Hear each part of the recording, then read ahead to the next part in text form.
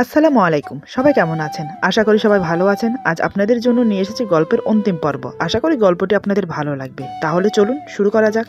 ভোরের দিকে নামাজ পড়ার জন্য উঠেছি। দুজন মিলে একসাথে নামাজও পড়েছি।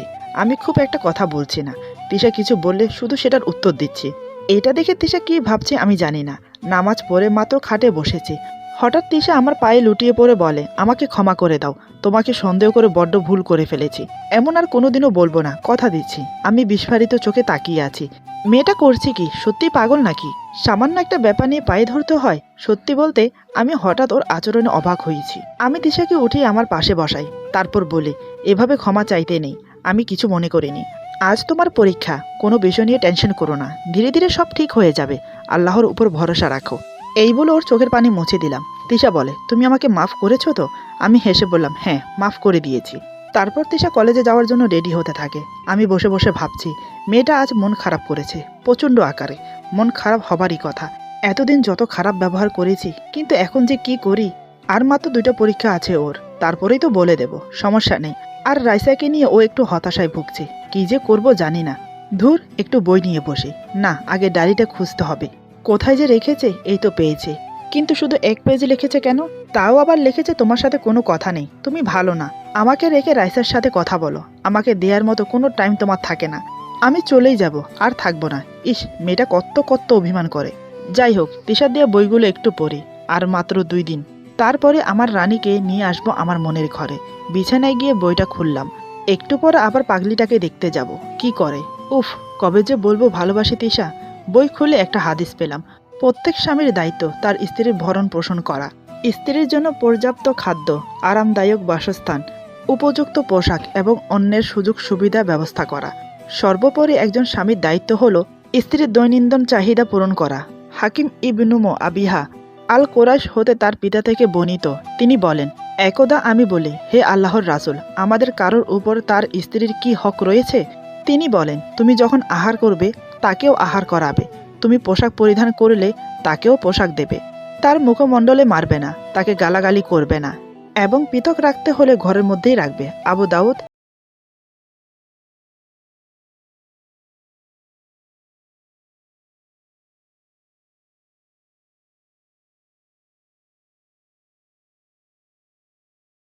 পবিত্র কোরআনে এসেছে, তোমাদের স্ত্রী হলো তোমাদের জন্য শস্যক্ষেত। তোমরা যেভাবে ইচ্ছে তাদের ব্যবহার করো। আর নিজেদের জন্য আগামী দিনের ব্যবস্থা করো এবং আল্লাহকে ভয় করতে থাকো। আর নিশ্চিতভাবে জেনে রাখো যে আল্লাহর সাথে তোমাদেরকে সাক্ষাৎ করতেই হবে। আর যারা ঈমান এনেছে তাদেরকে সুসংবাদ জানিয়ে দাও। বাকারা 223। আমি বই বন্ধ করে মনে মনে তিশাকে নিয়ে ভাবছি। তারপর অফিসে চলে গেলাম। সন্ধ্যায় এসে তিশাকে দেখলাম না। যত সম্ভব পড়ছে। তিশা যে এমনভাবে রাগ করেছে, এখন যে কি করব। যাই, একটু দেখে আসি। রুম থেকে বের হয়ে গেলাম। তিশার রুমে গিয়ে দেখি পড়ছে। আমার উপস্থিতির বেশিরভাগ সময় বুঝতে পারে না। তাই আমি নিজেই কথা বলি মাঝে মাঝে। আমি বললাম, এই তিশা। তিশা বলে, জি। আমি বললাম, কি করছো? তিশা বলে, পড়ছে। আমি বললাম, আর কত টাইম লাগবে? তিশা বলে, আজকে অনেক কিছু বাদ আছে, রাত 2টো বাজবে। আমি অবাক হয়ে বললাম, এত রাত? তিশা বলে, জি। আমি বললাম, ছাদে যাবে? তিশা বলে, তাই, চলো যাই, কি মজা।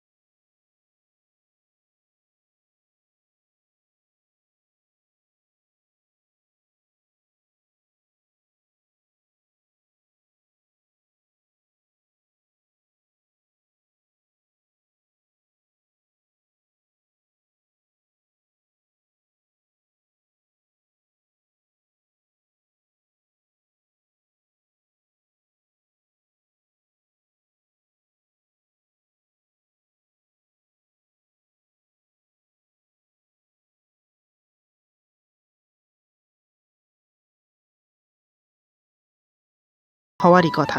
এসব বাদ দে, আজ মুরাদ আসতে লেট করছে কেন? তিশা বলে, জানি না রে, পথে কোনো সমস্যা হলো কিনা বুঝতেও পারছি না। রাইসা বলে, ওই তো চলে এসেছে। আর শোন, তুই খুব দ্রুত একটা খুশির খবর পাবি। তিশা অবাক হয়ে বলে, মানে? রাইসা বলে, মানে পরে বুঝবি, শুধু আর কালকের দিনটা অপেক্ষা কর। তিশা বলে, কি বলবি তো? রাইসা মনে মনে বলে, সব বললেও এটা বলবো না যে কাল মুরাদ তোকে মেনে নেবে। রাইসা বলে, সারপ্রাইজ, আমি এখন যাই। তিশা বলে, কিসের সারপ্রাইজ, বলবি তো আগে। রাইসা বলে, বলা যাবে না, আমি গেলাম। এই বলে রাইসা চলে গেল। তিশা তাকিয়ে আছে রাইসা চলে যাওয়ার দিকে। আমি ওর সামনে গিয়ে বললাম, এই যে ম্যাডাম, আসসালামু আলাইকুম। তিশা রাইসার দিকে এক নজরে তাকিয়েছিল, আমার কথা বেমালুম ভুলে গেছে। হঠাৎ আমার কথায় সম্বিত ফিরে, তারপর আমার দিকে তাকিয়ে বলে, ওয়ালাইকুম সালাম। তোমার আসতে আজ এত দেরি হলো যে? রাস্তায় কোনো সমস্যা হয়নি তো? আমি বললাম, না, অফিস থেকে বের হতে একটু লেট হয়ে গেছে, তার জন্য সরি। আমার সাথে কথা বলতে বলতে তিশা উঠে দাঁড়ালো। তিশা বলে, সরি বলছো কেন? এমনটা হতেই পারে। আমি বললাম, আজ রাইসা তাড়াতাড়ি চলে গেল মনে হয়, মেয়েটার সাথে কথাই বলতে পারলাম না। তিশা বলে, কেন বলো তো, কিসের কথা ওর সাথে? আমি বললাম, ছিল কিছু কথা, বাদ দাও, এখন বলো কি খাবে? সময় তো কম হলো না, নিশ্চয় খিদে পেয়েছে। তিশা বলে, হ্যাঁ, খুব খিদে পেয়েছে, চলো ফুচকা খাই। আমি মনে মনে ভাবছি, রাইসার কথা শুনে আজ কোনো রিয়েক্ট করলো না কেন? রাইসা কি ওকে সব বলে দিয়েছে? বলে দিলে তো আমার সারপ্রাইজ চপাট হয়ে যাবে। তিশা বলে, এই তুমি আনমনা হয়ে কি ভাবছো বলো তো? আমি বললাম, কিছু না, চলো ফুচকা খাই গিয়ে। তারপর দুজন ফুচকা খেয়ে বাসায় চলে আসলাম। বিকেলবেলা ঘুমিয়ে আছি, হঠাৎ মা জোরে ডাকলো, কি যে হলো বুঝলাম না। আব্বুও ডাকছে। রুম থেকে বের হয়ে দেখি তিশার মাথায় সবাই পানি দিচ্ছে। এ মা, কি হলো ওর আবার? কাজের বুয়া হাতে পায়ে তেল দিয়ে দিচ্ছে। দ্রুত কাছে গেলাম, দেখি মেয়েটা অজ্ঞান হয়ে গেছে। কিছু সময় পরেই জ্ঞান ফিরল। রুমে নিয়ে এসে শুয়ে রাখতে বলল সবাই, আর আমাকে খেয়াল রাখতে বলেছে। আমি তিশাকে রুমে নিয়ে এসে বিছানায় শুইয়ে দিলাম। আমি ওর মাথার কাছে বসে মাথায় হাত বুলিয়ে বললাম, কি হয়েছে তোমার, এমন অজ্ঞান হলে কেন? তিশা বলে, জানি না, খাওয়ার পর বমি হলো, আর তারপর মাথাটা ঘুরে গেল। কি হয়েছে বুঝতে পারছি না, তবে কিছুই ভালো লাগছে না। আমি রাগের সাথে বললাম, ঠিকমতো খাও না তো, তাই এমন হয়েছে। তিশা বলে, রাগ করছো কেন, আমি তো খাই ঠিকমতো। আমি ধমকের সুরে বললাম, তাই নাকি, খুব খাও বুঝি, তাহলে ওইটা তো কম কেন? তিশা বলে, আরে রাগ করো না, জানো হজরত আয়েশা অনেক হালকা পাতলা গড়নের ছিল, এই জন্য রাসূলুল্লাহ মাঝে মাঝে তাকে কোলে করে ঘোরাতো, তাই আমিও ভেবেছিলাম। এই বলে আর কিছু বলল না। আমি বললাম, আরে কি শখ রে, ঠিক আছে চলো তোমাকে কোলে করে নিয়ে ঘুরে বেড়াই, যদি মহারানীর শখ মেটে। আমি হেসে বললাম। তিশা আমার কথা লজ্জায় মুখ ঘুরিয়ে নেয়। সেদিন রাতে আর ছাদে ঘোরা হলো না। মেয়েটা অসুস্থ, পরীক্ষার চাপে হয়তো শরীরটা খারাপ হয়েছে। তিশার পরীক্ষা শেষ, তবে আজ একটু লাইব্রেরিতে যাবে কিছু বই আনতে, সকালে বাবার সাথে যাবে আমাকে বলেছিল, কিন্তু আমি যেতে পারছি না, অফিসে জরুরি কাজ আছে, তাই অফিসের কাজ শেষ করে একটু কেনাকাটাও করতে হবে। তাই সকাল সকাল অফিসে চলে গেছি। অফিসে গিয়ে সব কাজ কমপ্লিট করে দুপুরের দিকে বেরিয়ে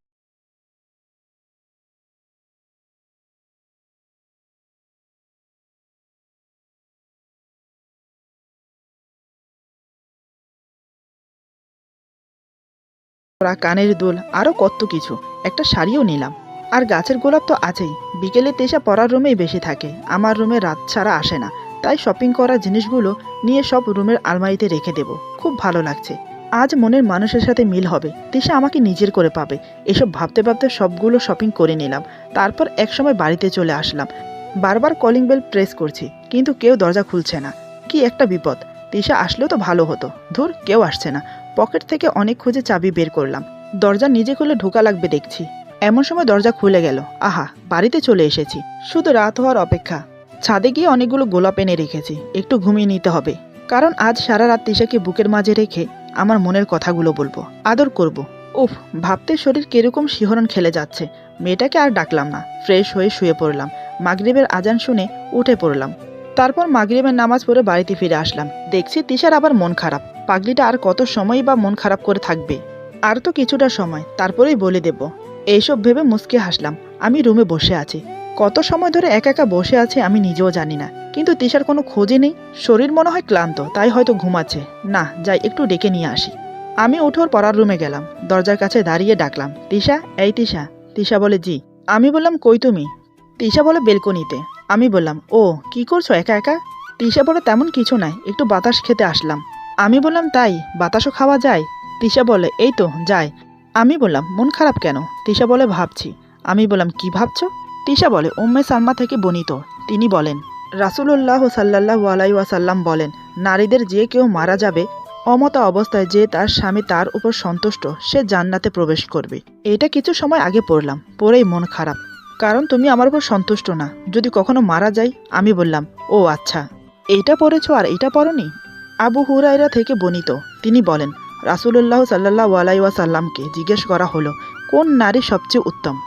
জবাবে তিনি বলেন, ওই নারীই উত্তম যে নারী তার স্বামীকে আনন্দ দেয় যখন সে তার দিকে তাকায়, তার আনুগত্য করে যখন সে নির্দেশ দেয়, এবং তার নিজের ও সম্পদের ব্যাপারে সে যা অপছন্দ করে তার বিরুদ্ধাচরণ করে না।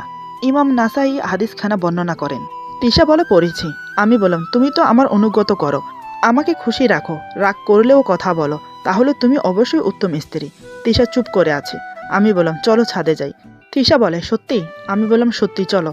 ছাদে যাওয়ার পর আমি বললাম, তিশা দেখো তোমার লাগানো গাছে কত গোলাপ ফুটেছে। তিশা বলে, ফুটলেই পার কি, প্রপোজ তো পেলাম না, মন খারাপ করে বলে। আমি তো এই কথাটা শোনার জন্যই অপেক্ষা করছিলাম, আমার পাগলিটার মনে আছে কিনা। আমি বললাম, প্রপোজ চাই? তিশা বলে, না। আমি বললাম, কেন? তিশা বলে, চাইলেই কি আর সব পাওয়া যায়? আমি তো কারোর মনের মতো হয়ে উঠতে পারিনি। আমি বললাম, রুমে চলো, সারপ্রাইজ আছে। তিশা বলে, কিসের সারপ্রাইজ? আমি বললাম, বললি কি আর সারপ্রাইজ থাকে? তিশা বলে, রাইসাও বলেছিল। আমি বললাম, তাই নাকি? চলো নিচে। হাত ধরে আমি আর তিশা নিচে আসি। ভালোই লাগছে, আজকে স্বপ্নের রানীকে নিজের করে পাবো। নিজের রুমে চলে এসেছি, কিন্তু ভাগ্য সহায় ছিল না। হঠাৎ কারেন্ট চলে গেল। তিশা বলে, যা, কারেন্ট চলে গেল, এবার সারপ্রাইজ পাবো কি করে? আমি বললাম, তাই তো, এখন কি হবে? তিশা বলে, আমি মোমবাতি নিয়ে আসি, তুমি সারপ্রাইজ নিয়ে আসো, আমি ওদের আগ্রহে বসে আছি।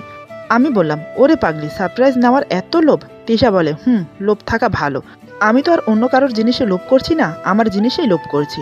আমি বললাম, তাই বুঝি? তাহলে তো জান পাখি কারেন্ট আসা পর্যন্ত অপেক্ষা করতে হবে, এভাবে অন্ধকারে সারপ্রাইজ দেওয়া যাবে না। তার চেয়ে বরং একটা কাজ করি, আমরা বরং ছাদে গিয়ে বসি, কারেন্ট আসলে না হয় তোমাকে সারপ্রাইজ দেব। তিশা বলে, ঠিক আছে, তবে সারপ্রাইজটা কি বলো না প্লিজ, নিশ্চয় পরীক্ষা শেষ হওয়ার কারণে কোনো গিফট দেবে। আমি বললাম, না, তার চেয়েও বড় কিছু, যা তুমি কল্পনাও করতে পারবে না। আর কথা বাড়িও না, চলো ছাদে। তিশা ভাবছে, কি এমন সারপ্রাইজ দেবে আজ আমাকে, যেটা বলতে চাইছে না, পরে দেখা যাবে কি এমন সারপ্রাইজ। আমি ভাবছি, মেয়েটা কত আগ্রহ নিয়ে বসে আছে সারপ্রাইজ পাওয়ার জন্য। লোডশেডিং এখনই হতে হলো? ধুর, রোমান্টিক মুহূর্তটাও বোঝে না এই কারেন্ট। দুজন পাশাপাশি বসে এসব ভাবছি। তিশা বলে, চুপ করে কি ভাবছো তুমি? আমি বললাম, তেমন কিছু না। এরই মধ্যে মা ডাক দিল রাতের খাবার খাওয়ার জন্য। আমি আর তিশা গেলাম, তারপর সবাই একসাথে বসে খেয়ে নিলাম। বাবা মা চলে গেল ঘুমোতে। বসে থেকে কি করবে, কারেন্ট নেই।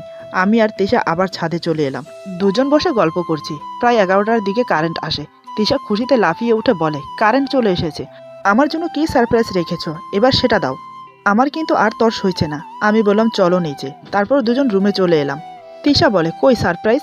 বুঝতে পারছি মেয়েটা খুব এক্সাইটেড হয়ে আছে, পাগলিটা যেন ধৈর্য ধরতে পারছে না। আমি বললাম, সারপ্রাইজ পেতে হলে চোখ বন্ধ করে দাঁড়াতে হবে, চোখ খোলা কিন্তু একদম চলবে না, প্রমিস করো চোখ খুলবে না। তিশা বলে, কথা দিচ্ছি চোখ খুলবো না, তাড়াতাড়ি দাও। এই বলে চোখ বন্ধ করে নাই। আমি বললাম, বলে দিচ্ছি কিন্তু চোখ একদম খুলবে না। তিশা বলে, ঠিক আছে, আমি খুলবো না তো চোখ। আমি আলমারি খুলে প্রথমে এক গোছা গোলাপ ফুল বের করলাম। তারপর তিশার সামনে হাঁটু গেড়ে বসে ফুলগুলো ওর সামনে ধরে বললাম, আমি তোমাকে ভালোবাসি তিশা, বড্ড ভালোবাসি। এই বলে মাথা নিচু করে নিলাম।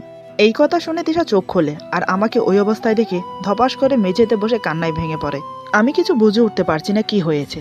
আমি ফুলগুলো খাটে রেখে ওর কাছে গিয়ে বসলাম। আমি বললাম, তিশা, আমার কি কোথাও ভুল হয়েছে? তুমি কাঁদছো কেন? প্লিজ এভাবে কেঁদো না, বলো কি হয়েছে। মেয়েটা কোনো উত্তরে দিতে পারছে না, ফুফিয়ে ফুফিয়ে কেঁদে যাচ্ছে। আমি আর পারলাম না নিজেকে ধরে রাখতে, তিশাকে বুকে জড়িয়ে নিলাম। আমার বুকে মাথা রাখার সাথে সাথে মেয়েটা আমাকে আরো শক্ত করে জড়িয়ে ধরে, আরো চিৎকার দিয়ে কান্না শুরু করে দেয়। আমি কিছুই আন্দাজ করতে পারছি না। অনেকক্ষণ কাঁদার পর একটু শান্ত হলো। আমি চোখের পানি মুছে দিয়ে বললাম, কেন কাঁদছো? তিশা বলে, আমি সত্যি বিশ্বাস করতে পারছি না তুমি আমাকে প্রপোজ করেছো, তাও আমার বলা কথা মতো। সত্যি কি আমি তোমার যোগ্য হতে পেরেছি, নাকি আমি জেগে জেগে স্বপ্ন দেখছি?